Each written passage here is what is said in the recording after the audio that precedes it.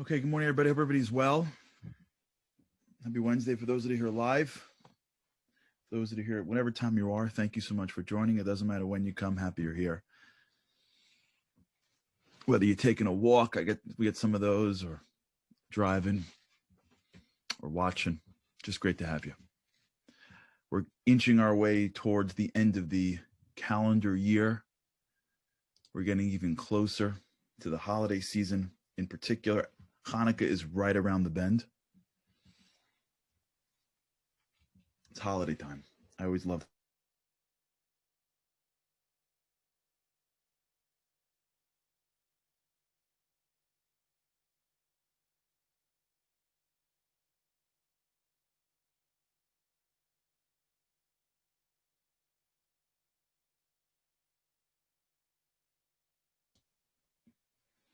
Sorry, I'm not sure what just happened. It's holiday time, and I always love holiday time, mostly because it brings with. You can't see me? Can you see me? Can people see me? Now we can. Holidays bring a certain renewal to the world, and that's critical. That one of the most powerful, most inspiring feelings that we have is the feeling of renewal. This is a core Jewish concept, or should I say a core spiritual concept. The spirit, the soul renews every moment. It's a flow of water, if you will. If you go to a river and you look down on the river, the water that you're looking at, if it's a river, is new every time you look at it.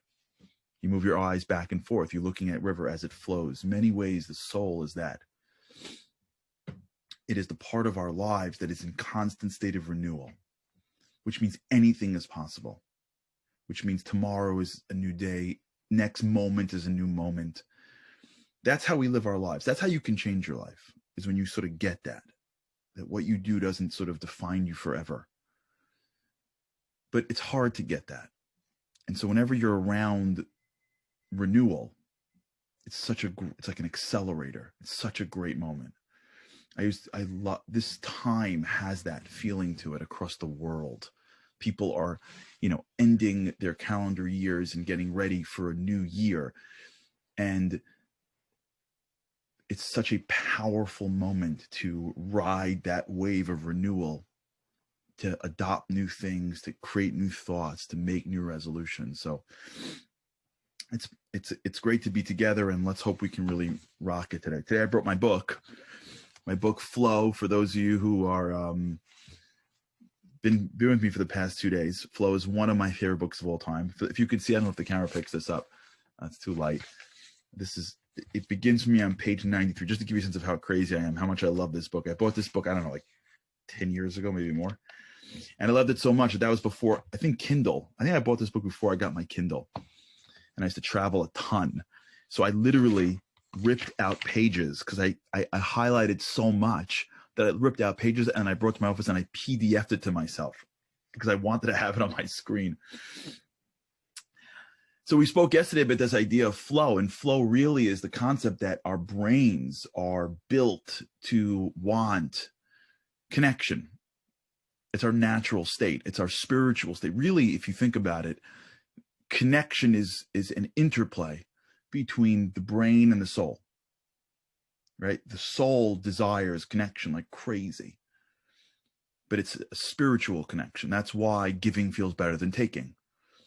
That's why when you live and you are not alone physically, when you're alone spiritually, you can live in a home with lots of people and be alone. It's empty. The way religion, at least, is built is on community, because the concept is that spirituality thrives when people are united, because spiritually we desire connection. That's why God created us deficient, because if we were all completely independent, we wouldn't need anybody. Mentally, that happens as well. We desire connections. We desire for things to not be tense. We hate loose objects. We hate cognitive dissonance. This is why people don't get into real arguments, to be honest with you. They get into like yelling matches and they look for people that are just like them so that they can confirm their already held beliefs versus look at someone else's opinion and really like spend time figuring it out. This is why it's hard to go through school, because I'm constantly being given information that I don't know. And now there's a disconnect between what I knew and what I need to know. And I got to make that connection, and it's hard. This is why people would rather leave work than go to work, because the newness, a lot of it is just now broken connections. Think about that. Think about going to do something and you don't know how to do it yet. So there's information that you need standing outside information that you know, and that's a block of connection. So we're always striving for connection. We're always striving for things to be unified. And in doing so, we will give up on great connections in order to settle for any type of connection. That's why entertainment is so powerful, because to create real connections in life, I have to really be one with my spouse or one with my friends, or understand this very complicated bit of spirituality or of material, whatever it is, or work or book, whatever it is. I could elevate my mind and now be in a situation where I don't understand something, or it's hard for me, and work to now make that something that is integrated. Or I can give up and sit in front of a screen and have somebody else feed me information that they create disconnect, and then they create connections. I can watch a show and they'll figure out how to create a plot that people are, fighting, and now there's disconnection, and then they get back together. Right? Or better, they keep it tense at the end of the show, so now I have to watch the next show. And then I'll binge for 10 hours until finally at the end, they'll bring it all together. Right? That's what Hollywood does. That's how Hollywood knows exactly what they're doing. They're not like, hey, this is a good idea, right? They're really brilliant people that are behind these screens. But what that is a just low-level connection. Someone will feed it to us, and then we'll feel good. It'll feel good because it'll give us that feeling of connection. We've made connections in our brains between the character.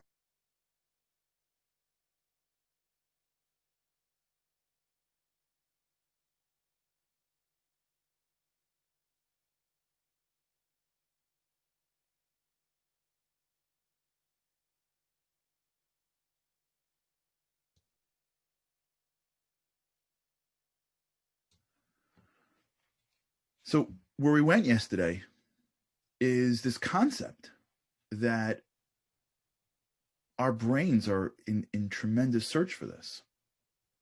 But in searching for it, and in needing it,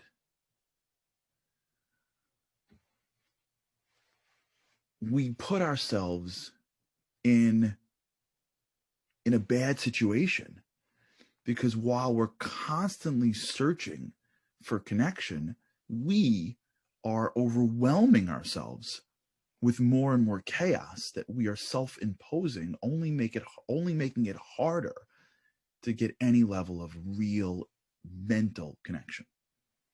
And we're taking ourselves out of what we call flow. As we want to be successful in what we do, we have to recognize that doing is just an outgrowth of our brains. And so we have to maintain the fort. We have to be guardians of the gate.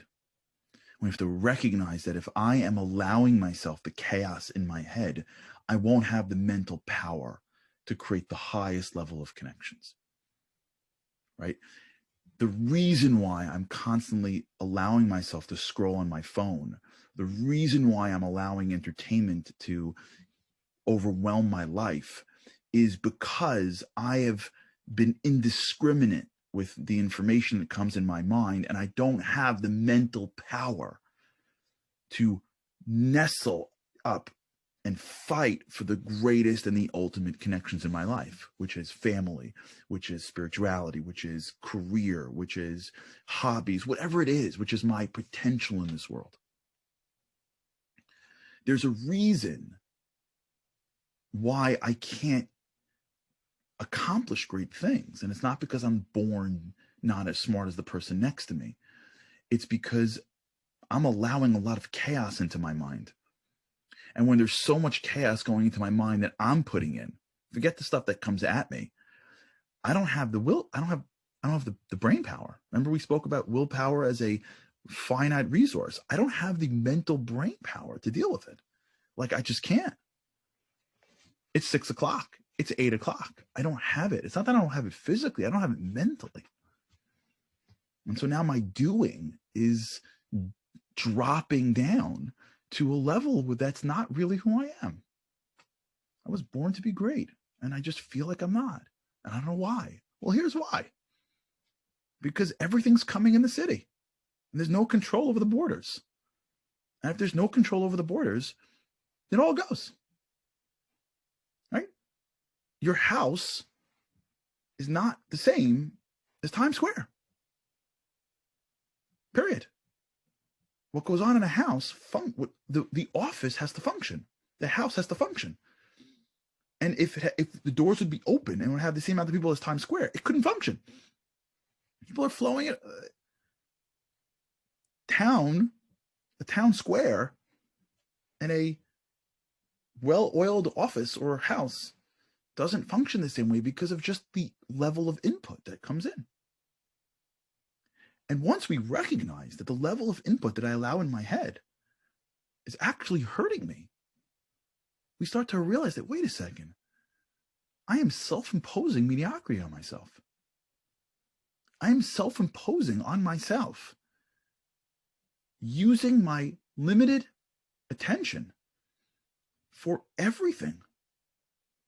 If someone says something that I don't like, and now I'm lost in that conversation for an hour, I'm just allowing someone to just ruin my day. If I have a very strong political stance, and I spend my morning watching people who are screaming my stance as loud as they can and showing me through whatever that the people that are against me are destroying the world, okay, watch the news every once in a while. But if that's your daily diet, you're handing your greatest resource to nothingness, because unless you're in charge, it doesn't really matter. The negativity we allow in our lives, I gotta say, I'll go even further, might as well, because we're hitting this, and we're going to keep on hitting this. Those people in our lives that are just negative, they're just negative. Now, we can see the best in them. We can see the greatness in them, like we spoke about earlier. But at the end of the day, if they're just eating up our time in negativity, and we're not going to change them, at the very least, don't let their words penetrate. But we can't, the more you allow yourself to voluntarily place people around yourself that are negative people, and we know negative people, and even if they're passive-aggressive negative, you know those people? Passive-aggressive negative people, there's always something wrong with something. Everyone always has a problem, and of course it's not like negative. It's always like they're the victim of it. You know that rhetoric? Like, you got to hear what happened today. Like, I went to the office, and my boss said this, and then my friend said this, and then the next thing you know, like, they're just hiding the negativity through like a lens of feel bad for me. If you're surrounded by these people, then I don't know how much room you're going to have to like do great things. I mean, I'm not saying surround yourself with yes men. I'm saying just in general. If we're not the guardians of our attention gates, we're now breaking flow. And we are allowing our minds to go into voluntary chaos. And as our brains begin to grasp for some level of connections, it exhausts us. And now when we're about to do something really big, like change our lives, or like add stuff to our lives, like, I don't know, journaling or healthy living, or saying things that really are meaningful to our loved ones, which is going to require a certain amount of effort, we go back to the well, and we just don't have it. So how do we get it? So let's begin with my good friend Mihai Csikszentmihalyi in his book, Flow. He gives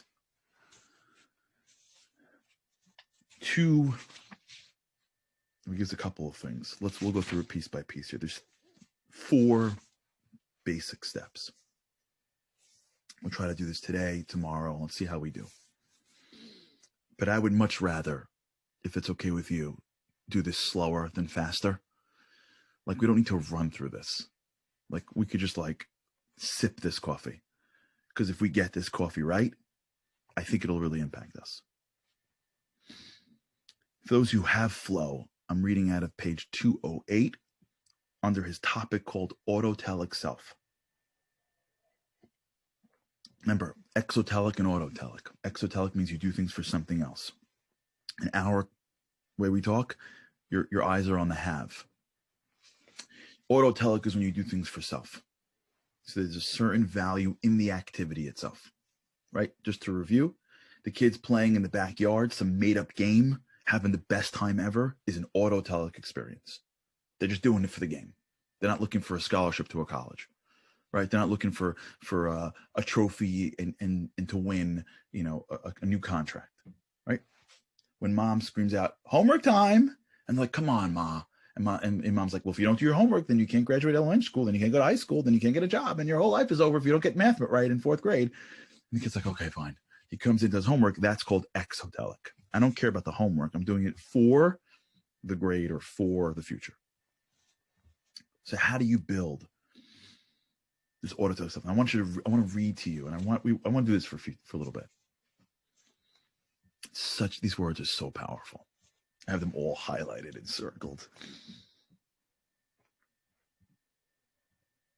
The autotelic self, he says, is one that easily translates potential threats into enjoyable challenges. Listen to these words. And therefore maintains its inner harmony. Somebody who figures this stuff out can translate. That means his brain is built to translate threats, challenges into enjoyable challenges. Right? Listen to these words. They're awesome. And he maintains inner harmony. A person who is never bored, seldom anxious, involved with what goes on in flow most of the time may be said to have an autotelic self. So this idea is that you have built a mechanism that is properly interpreting the challenges in front of you in a way that allows you to make those connections so that you maintain a certain equilibrium. That's what it means to have an autotelic self. So how does it work?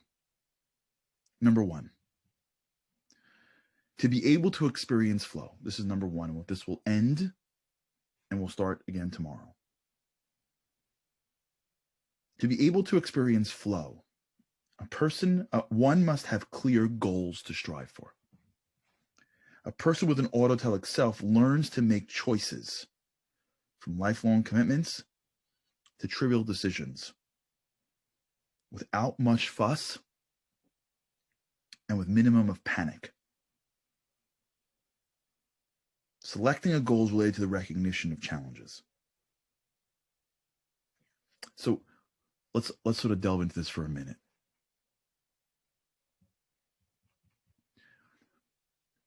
When a person goes through of course there are things that come at us. When a person goes through their day needs to have some mission, some larger goal, something that you're striving for, something that is, in a way, trait-wise, greater.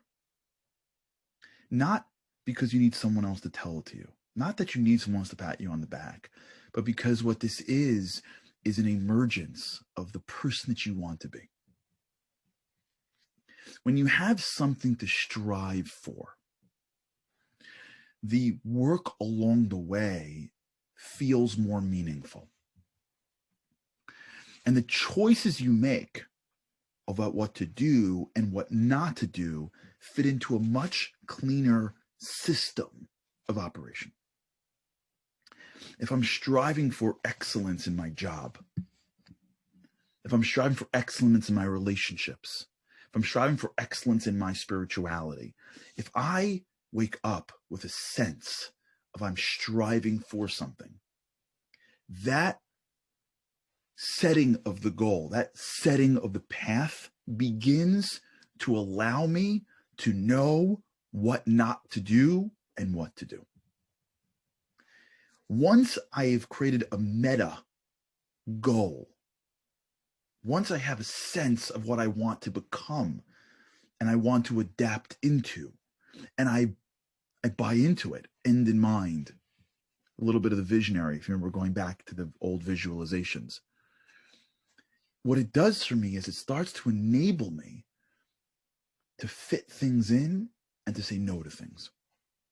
Now, I'm not saying no because like I'm being mean or because I'm saying no because I just can't. I don't have the time for it. I'm going somewhere.